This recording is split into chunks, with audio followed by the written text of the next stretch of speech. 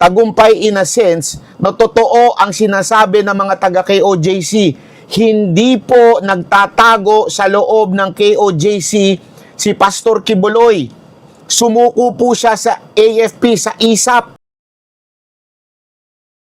Hindi po nahuli ng PNP, hindi po sumuko sa PNP. Ito po yung sumuko sa AFP, sa sundalo. Okay? Particular na sa ISAP. Pero isang ang katotohanan dito, napahiya po si Torre. Malinaw po, napahiya si Torre at yan po ang sinasabi ng mga taga KOJC. Kaya nga sinasabi natin, tagumpay.